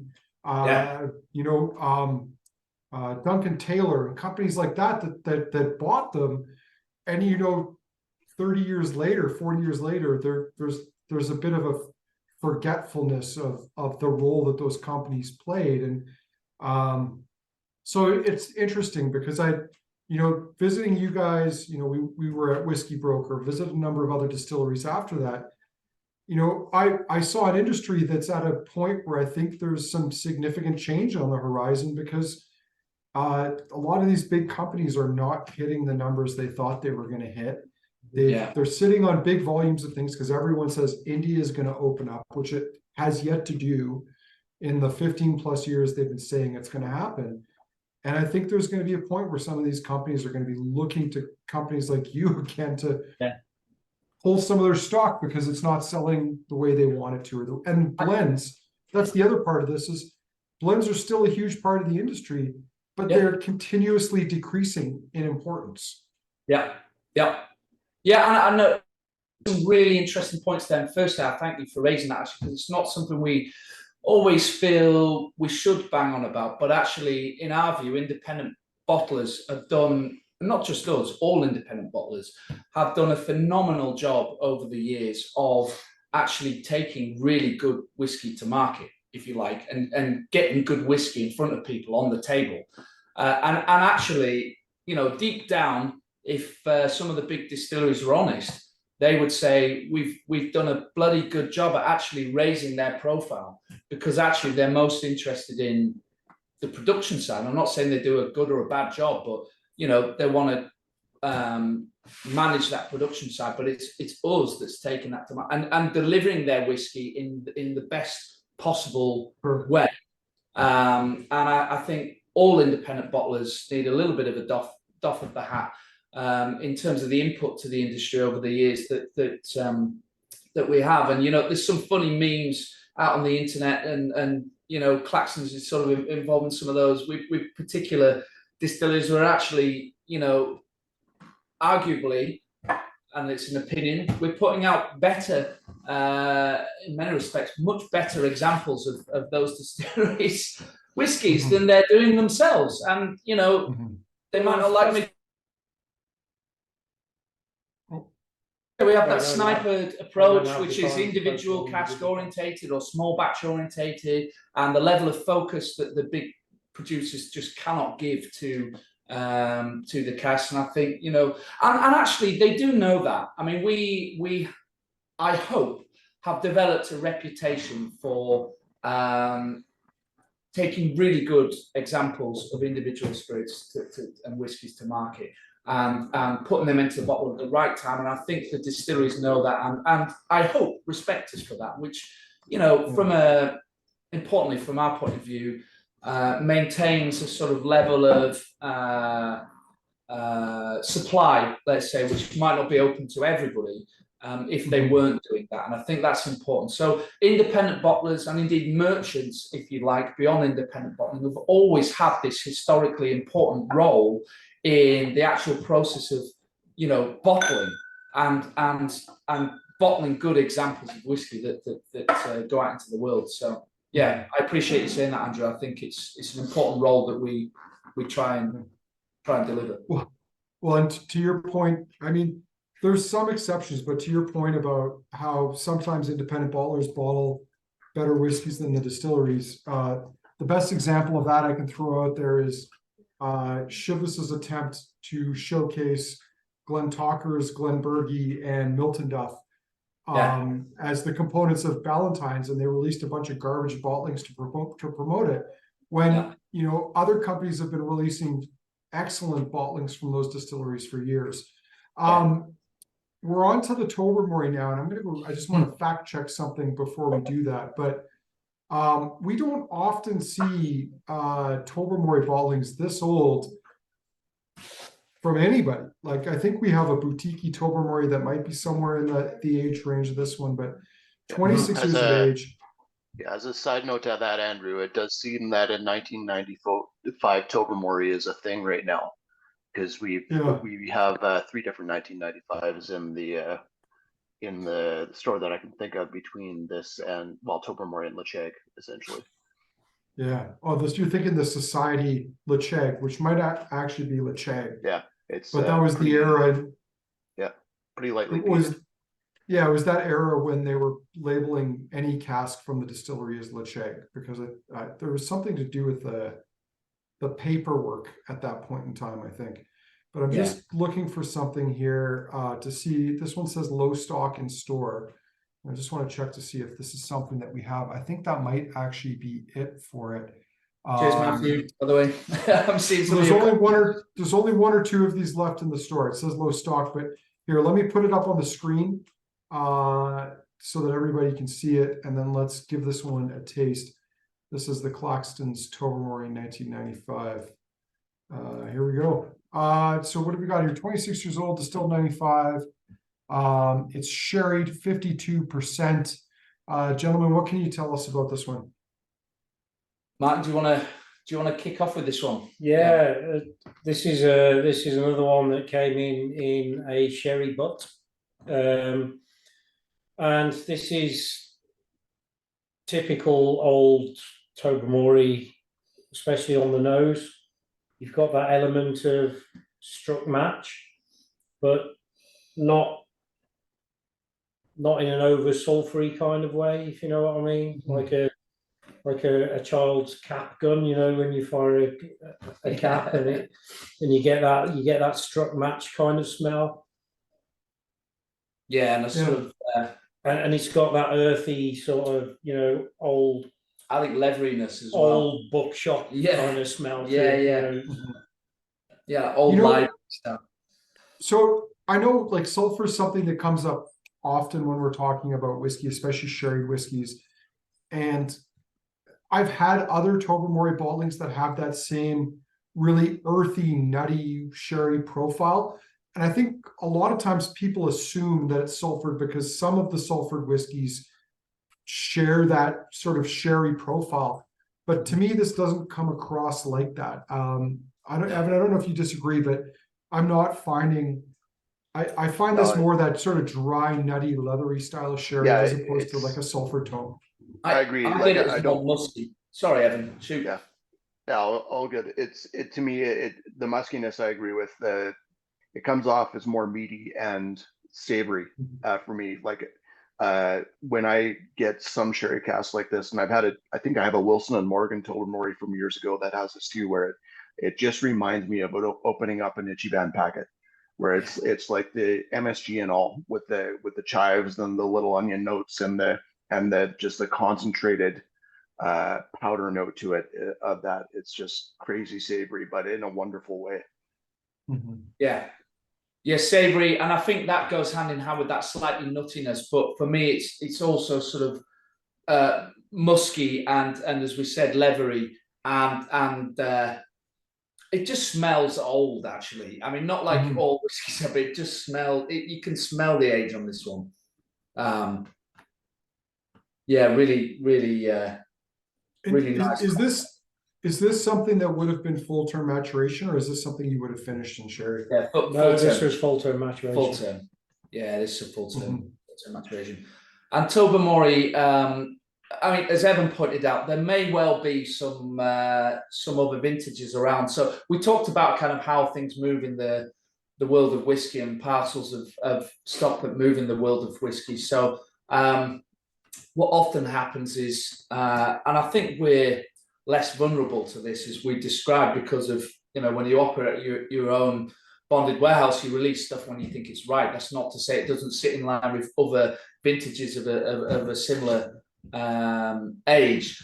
But you know what tends to happen, it's not just with independent bottlers. Actually, this is true, like we're saying, of the distilleries. They'll release sort of parcels of stock into the wide world, and people, you know, bottlers will pick those up. And you know, often for us, what happens is good quality stock will come into us, and we'll say, you know, that's great for as is, just needs longer maturation, or that's ready for bottling, or that needs re-racking, or that we can't work with. And you need to work with those parcels of stock and sort of divide them up and think, okay, we're going to do this with this, and we're going to do something interesting with that, and that just needs to be tucked away at the back of the warehouse for 5 years. And that's the sort of the dynamic planning that has to go on with these parcels of stock. But it's true for every independent bottle. There will always be sort of periods, and you mentioned some of those before, Andrew, where casks sort of become available. At the moment, just to add to what you're saying before, by the way, I was looking at some industry stats, and I'm not going to get too statistical, but we are storing more whiskey as an industry than we've ever stored in the history of the whiskey industry. So, I mean, Tom, would you say this is the start of a new whiskey lock? Yeah, I mean, because that was the thing they said in the 80s. They created a lock of whiskey, a lake of whiskey, and foolishly they felt it was so large it would never be drank. But we all know that when there's a will, there's a way. And we've got the will. We've got the will. No, I think it's just an interesting thing that I sort of ponder, because ultimately, what the wonderful thing about whiskey is, I will never treat whiskey as a sort of asset, if you like, and I think that's the way it's been treated a lot at the moment, and I think a lot of stock's been backed up because of that. I think the reality of whiskey is we all know it has a lifespan because it can't drop below 40%. And what does that mean? It means actually at some point that has to come into the world, and we can make sure that good casks are coming into the world and they're bottled and ultimately end up us sharing a dram with good casks of whiskey. And I think that will happen. What excites us is bottling great whiskey. Yeah, we're not here to sit on whiskey. We're not here to beyond what it needs. It's about the right timing, isn't it? Yeah. Not beyond what it needs to be. And I think as an industry, we're coming into an interesting time. I think it's been a lot of stuff's been backed up, and I think in the near future that will change. I'm quite confident of that. So anyway, it was a side point, but I think it's an interesting side point. Where are things heading? I don't have a crystal ball, but ultimately the joy of whiskey is the fact that all has to go into bottle and into glass at some point, and that's an exciting prospect. Whether it's younger stuff like the Glasgow or older examples. I haven't seen any of the feedback on this particular one, but has it been divisive, or do people? What's the opinions? Overwhelming. Wow. So I think there's been some comments here, that are saying that they like this. The price is quite reasonable, so some good feedback on it. If anyone else wants to chime in on that, while you're doing that, I'm just going to make a quick aside here, because I don't know how many people know this, but the city of Calgary we live in, with 1.5 million people, is named after a white sand beach on the island of Mull. This is Mull here, and you have to really zoom in before it becomes apparent. But here it is, Calgary Bay, which is, a little bit to the west of Tobermory, white sand beach. And I've got another image of it here. I'll have to pull that up separately. But I always think it's kind of funny where we are, gentlemen, you might not know this, but a lot of the place names of Calgary and surrounding areas are Scottish, because there was a lot of Scottish people that came here second. I shouldn't say they were the first ones here, because they were not. There were people here before them. But there's a little photo for you all of Calgary Bay. It's a white sand beach on the island of Mull. On a hot sunny day with a blue sky, you could be confused for thinking you were in the Caribbean, because the hills. When you say a hot sunny day, you mean 14 degrees? 10 degrees and no clouds is what I mean. A hot sunny day in Scotland. But it's a beautiful place. Tobermory for me, just to finish off this, and then we'll move on to the Arran. Tobermory for me is such a hit or miss distillery. I think because there was such little care given to it for a long period of time, especially in the 90s and early 2000s, because it was not like an A or even a B list distillery from the standpoint of the industry. But I like how this works, despite some of those musty, earthy tones. There's no flaws in it. I think it's a lovely dram. Evan, any final comments on that one for you? I put it in the chat, but I'm a big fan of Tobermory and Lecheg, and I just tend to embrace the weirdness that it always has, where it's got this this funky oiliness. Lacheg always noses like a tire fire at its best, but there's just something about it that you just don't really get anywhere else, and that's what I really enjoy about it. And this kind of like runs the line in between going super weird and savory, but going into the normal Tobermory aspects of being grassy and getting tropical when it gets older, and so on and so forth, in a really cool manner. Yeah, absolutely. And it is funky, and it will be divisive, but it's a great talking point. It's one of those drams that you want to share in an environment like this with a bunch of pals, where you can sort of, it's a conversation starter, Tobermory. It's not that, as we're saying, that sort of homogenous, a little bit linear style of whiskey where, it's not always an easy drinker, but it's always going to create talking points, and it will create opinions. And that's good for me. I mean, but that's the essence of what we're comparison dram, isn't it? You know, when you compare it to another dram, there's nothing else like it. Yeah, exactly. And no, totally. And by the way, Andrew, I feel a high degree of affinity to what you're saying. My half of my entire family are actually from Calgary. They're Blair clan, so they're all Blair family. Which is sort of more northeast from here, but indeed they were part of the huge Scottish contingency which went out to Canada. There's a number of reasons for that, which there were difficult circumstances at the time. Mostly sheep. Yeah. I need to make room for sheep. I'm gonna throw you a boring geological fact, and this is true of Eastern Canada, less so Western Canada, but even geologically, because of course at one time Scotland and Canada was connected as a landmass, and the geology is very similar. Now, why is that relevant? Well, actually, that created a landmass which had similar sort of flora and fauna and similar conditions.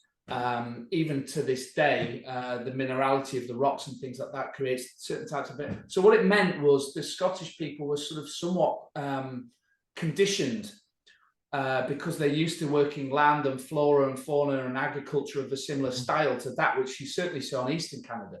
And that's why, being the robust folk that they are up in Scotland, sort of were able to migrate and do so well in Canada. But yeah, my entire family live in Calgary and a few in Vancouver now. But I don't know if I showed you guys this, but it's my mom's family is from Caithness, Sutherland area. They were evacuated from Scotland to make way for sheep. And I did a bottling with the Boutique Whiskey Company from Clynelish, where we celebrated this fact by Sam and I urinating on the Duke of Sutherland's monument. I should send you guys a version of that, because that was one of the coolest things I got to do, was talk about, at least on one side of my family's history, because, the lives they lived in those parts of Scotland at that time were not particularly good, but it was the way that they were ripped away from them that is the issue, not the fact that they, undoubtedly my mother's, forebearers benefited from being sent to Nova Scotia. Like, that was far better than the lives they had in the far north of Scotland. But it was the reasons and the way they did it that I think was such an issue. Anyway, I don't want to go too deep into politics, because this is something that I'm very personally passionate about. But we also have one final whiskey to talk about before we do our speed round and then vote. And this is from a distillery that we don't see very often from independent bottlers. I'm sure I'm speaking for Evan to a certain extent here, where this is a distillery that I absolutely adore. I love what they've done. If you want to talk about the 30 odd new distilleries that have opened in the last 20 years, there were two that came before them. There was Kilchoman, and then even before Kilchoman, there was Arran. These were the original new Scottish distilleries, and I think they both set an incredible path. I love Arran. I love the spirit. I've already nosed this. I think this nose is, again, trying to take age out of the equation. The nose on this it has a nose that goes beyond the age on the bottle. So gentlemen, do you want to tell us about the Arran 10-year-old that we're going to sample now? Yeah, well, the difference with this from your standard Arran is this is a peated Arran, and this is just my opinion. It's peated in the way that Highland Park is peated, so you've got that earthiness rather than a chemical kind of medicinal style. Kind of iodine kind of Isla peat. This is more an earthy kind of peat. I mean, Arran's known for its delicacy, and this is just it's a step up from that. It's still delicate in comparison to, say, Tobermory that we just had, but that peated element gives it that little bit of something else that, for me, it's like it almost is like digging earth. When you're digging in the garden and you get that earthy kind of smell, that dampness. But I still think it's got that meadowy style as well. It does have some of that florality coming through. Arran, you wouldn't normally put the end of a tasting, would you? Because I mean that light floral. Yeah, it's very light. Crisp style. You wouldn't, but given it's peated or lightly peated, it's fresh. Yeah, it's fresh. Hey guys, as a side note to what you're talking about with Arran, being that they don't do peated runs anymore at the La Cranza distillery that I'm aware of. Have you guys managed to access any lag yet, or is that something you can talk about? No, we haven't. Is the answer? I mean, it's all been moved down to lag, but no, we're working on it. It's the answer to that. We are working on it. I mean, actually, I've not seen any available for since they started, actually, which I think was back in sort of, when was it, 2017, 2018 or something. So well, I think the thing with Arran is, by the time they opened lag, they were self-sufficient enough from Arran and the revenue from Arran that they didn't need to sell casks. And I think in the early days with Arran, like, they didn't do a lot of sales to independent bottlers, but they did some because they needed revenue to keep things going. For me, what I love about this is not the heavily peated Arran. This is a more lightly peated, but it is so buttery and there's this nice cheesy funk to it that I really love as well coming in. I think you get, if I've just added 3 or 4 drops of water there, and that's when you get more of the butteriness. It really comes out. Mm-hmm. But still, we made a few notes before, and I think on the nose, certainly you're still getting that kind of, like I said, sort of heaviness, meadows, a little bit of honey sweetness as well. It's still quite herbal. Obviously, you're getting peat, but a light style of peat coming through. Yeah, on the mouth, on the palate rather.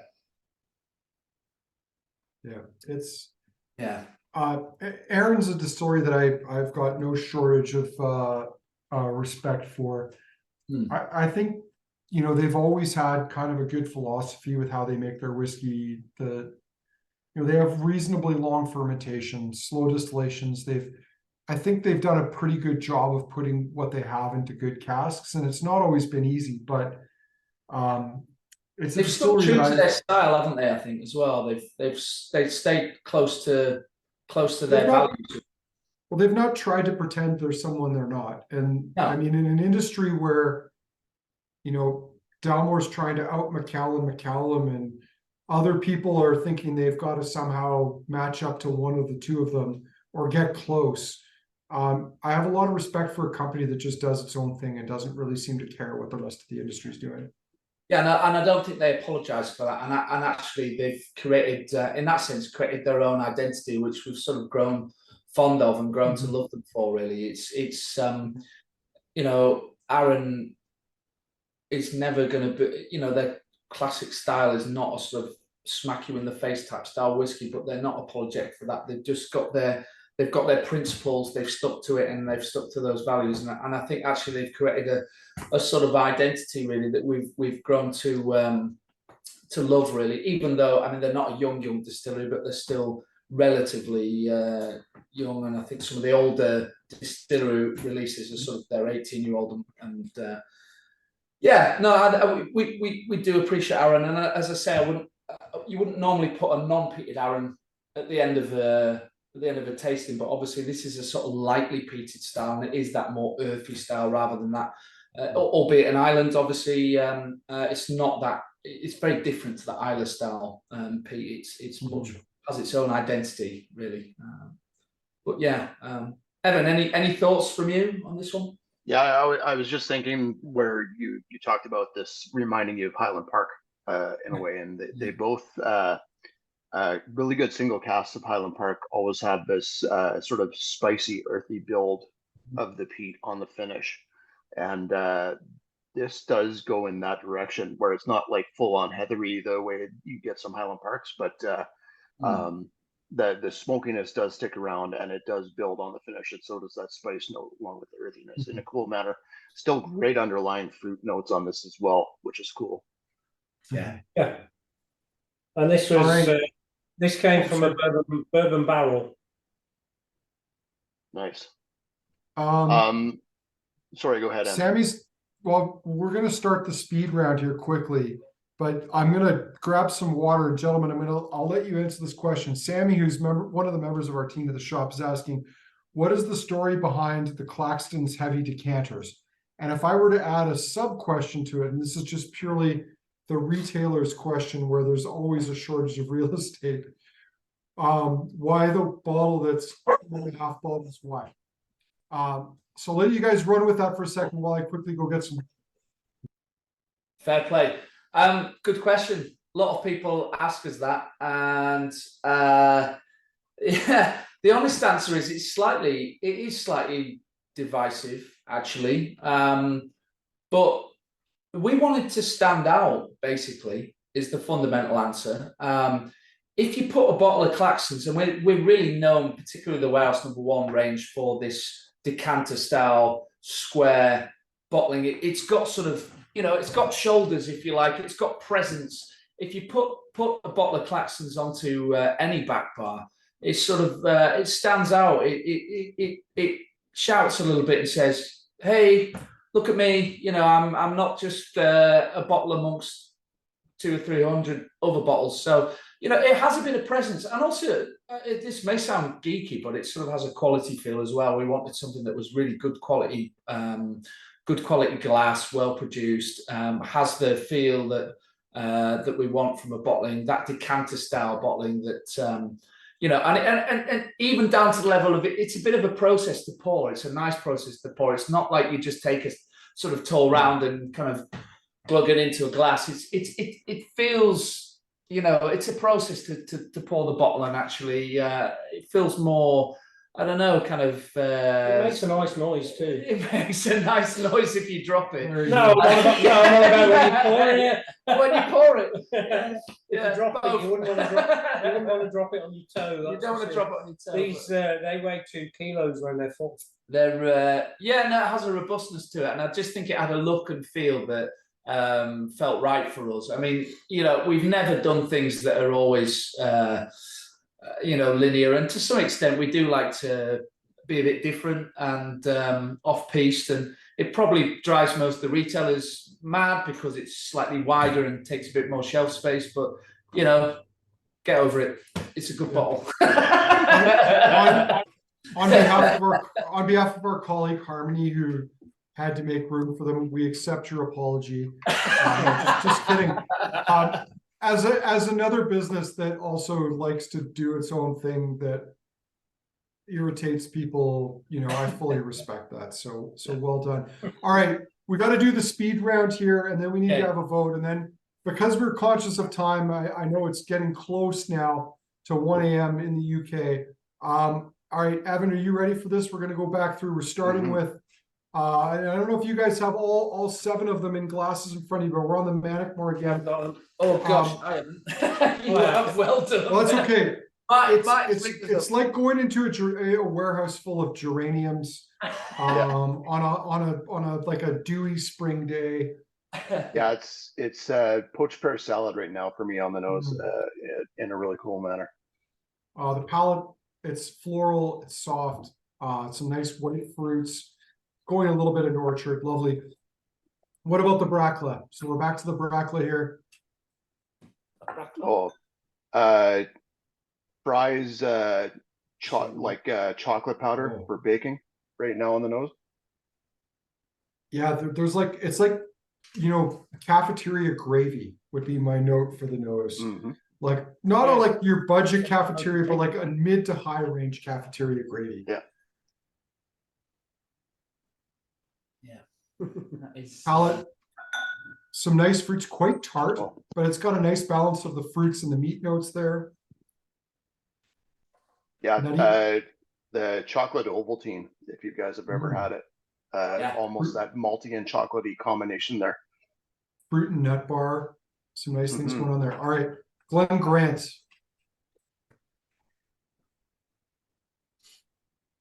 You going in on the Glen Grant? Is that Glen Grant? If you made shoe polish using grape must on the nose right now for me. To me, it's just got this nice old style whiskey feel to it. It reminds me, Whiskey Sponge did a bottling of Glen Grant, but it was a Speyside whiskey, but they used the riff on the Gordon MacPhail Glen Grant label. It reminds me a lot of that. It's elegant, fruity. It's a nice whiskey. I really like that one. Glasgow. And yeah, the Glasgow is like full on, like you're cooking down brown sugar and making caramel right now. For me. Yeah, it's like a syrup. It's like maple syrup versus Nestle's Quick. Like they're fighting each other for supremacy. It's like dark treacle. Yeah, treacle is a good call. That Christmas cake, Christmas pudding note.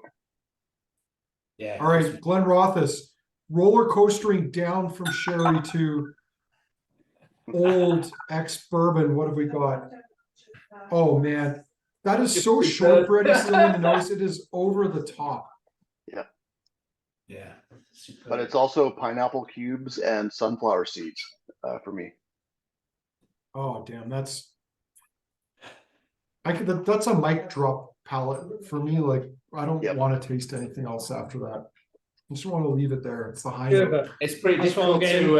I'll get sherbet. We used to get the, I don't know if you remember. I don't know if you got them. It was like a licorice lace, and it was in like a sherbet. Oh wrap. God, that is good. And sherbet dib dabs we call them. That's what it is. Dib dabs. You know, and Evan has to deal with this all the time because Scotch Malt Whiskey Society tasting notes reference Scottish/British sweets. Yeah, we never see over here. Yeah. So we know I have a rough idea where you're going, but no, we don't quite have that. But man, that Glenrothes is one of the best Glenrothes. Yeah, it's just a gorgeous. It's basically licorice dunked in something that's really bad for you. Well, that's what a lot of things that smell great and taste great do. Tobermory. Oh, just almost industrial, quite frankly. A little bit. It's got sort of It's it does have a little bit of without the effort to offend people. Yeah. Well, maybe I'll offend people, but it's epoxy and model glue with a little bit of like again, still full on like beef broth and chicken broth packets for me. Yeah. All right, and then the Arran. We're back to the Arran, and then I'm going to trigger the vote now. Again, unfortunately, not everyone's vote will be the same because the Stein clan has like about 12 to 15 people. Man, that Arran, the nose on the Arran, like it's sour and sweet and malty and smoky. Yeah, I mean the smokiness comes through now, especially if you go in it straight after the Tobermory. Sweet and sour pork on the nose, the palate, it's malty, it's buttery. This is what I think a lot of Islay whiskeys around 10 to 12 years should be, but aren't. In terms of like the butteriness of the peat. how velvety the whiskey is on the palate. It is banging. Oh, Evan? cracking dram. Yeah, it is a great dram. All right, I'm gonna fire up the poll here. So we'll have to add but with our fingers, I guess, the Stein Clan's votes, which they just put in the chat there. right. Well, everybody is voting away. Cam had a question, which I was going to ask anyways. Do you guys do store casks? Do we store also picks? Exclusive casks, I think, is the question. Yeah. Yes, we do. Yeah. We often do that. In fact, I think for us, if we have friends, pals, you know, a good relationship with our partners who share the same values as us and the same sort of goals in terms of independent bottling, then we're often talking about the opportunity to work with exclusive casks and exclusive bottlings, and occasionally we will even you know, sell the old casks and stuff like that. But yeah, I mean, the key thing for us is trying to work with exclusive bottlings if we can, because that's what excites us most, you know. Nice. So follow-up question to that is, how often do we have to keep you guys up till 1 a.m. before we're considered friends? No, you have to realize you've created a great excuse to it's not only I you know, I don't always get off the leash till 1 o'clock in the morning to drink drams, so this is this is perfect. That's great. Well, I know because when I was there was at least 1 or 2 broods of children being escorted somewhere, because I believe you were on vacation, which Evan can definitely understand. Yeah, we love looking at doing this. It's something I think we briefly talked about, but we didn't have a lot of time when we were popping in to visit you last couple weeks back. But it's a conversation we'd love to have in the future. So we're gonna like kill the poll here and get people's results in just a moment, and we are going to factor in everyone else's request, but curiously, and I could be wrong here, I don't think anyone has voted yet. So if you do want to vote for your favorites, you better figure that out soon. Otherwise, we're going by the Stein Clan's numbers. Yeah, Cam? It wasn't working. I kept clicking. Break. Excuse me. Oh, all right. I kept clicking. Cam, I'll have to host you, and then you should be able to. You can't vote, but everybody else should be able to vote in theory. Although other than the Stein's group vote, which I did love, we've not had anyone else come in. So if you can, place your vote and your votes will be counted. While we're doing that, Evan, I'm going to put you on the spot first. If you had to pick, I'm going to let you have 3. If you had to pick 3 favorites from tonight's tasting, what would they be? Ooh, that's so. I think Glenrothes has to be number 1 for me. That is just such a fantastic dram. Second would be the Mannochmore. Third would be the Tobermory. How about you, Andrew? My favorite tonight is the Glenrothes. There's absolutely no doubt about that. My second is the Arran, and I'm torn between the Glen Grant and the Mannochmore for my third. But I could really go either way on that. Now, Evan, someone has mentioned that they voted and nothing happened. I'm actually seeing votes here, so maybe I'll have to read them out. You might have to share them, because I don't think I'm getting the results there. Now, Tom, I don't want to put you on the spot, because these are all, with both you and Martin, your babies, as it were. But do you have favorites that you would own up to tonight? Absolutely, I've got no qualms in. You know, I have an opinion, believe it or not. Yeah, I mean, look, they're all our babies, as we said, and we mean it. We do our best to put best examples we can into bottle. But I don't think I can argue with you on the Glenrothes. For me, it's just an absolutely spectacular standout dram. Purely because of the sort of mood that I'm in, and maybe it's the time of year, I don't know, but I'm also really enjoying the Arran. I think, you know, for me, I try lots of sort of really robust, quite aggressive peated malts, and I love them for their own reasons. But I just really enjoy that Arran because it's just that sort of softer style, but still got that kind of earthy peatiness that I quite enjoy. So yeah, I'd go Glenrothes, Arran, and then for me, I would probably go for totally different reasons. But I'm pretty old school, and actually we had a few sherry cask drams in there tonight. But for me, I would also, just as a bit of a purist, potentially go the Mannochmore.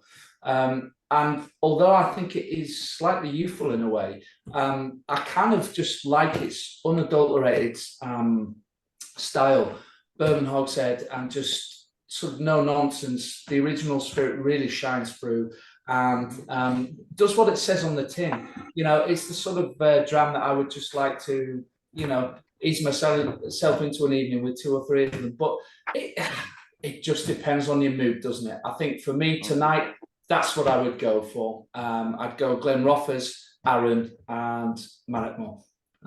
Yeah. Anyway, that's my opinion. Martin, any view?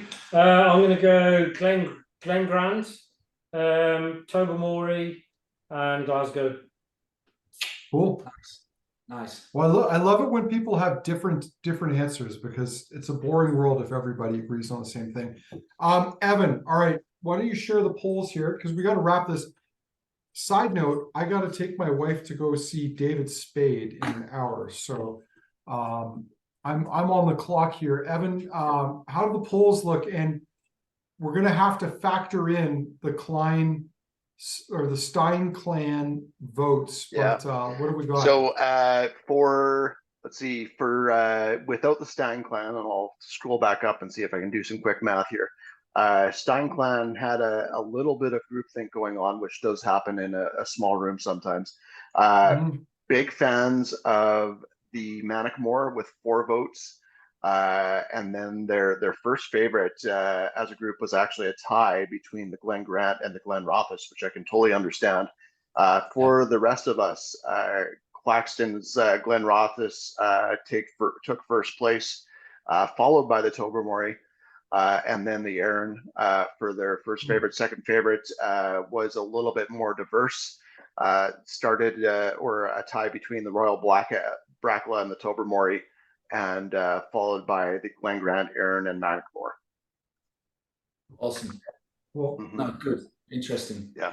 It was I gotta say, that was a incredibly solid lineup. I don't often drink the entire half ounce that we pour for tastings like this.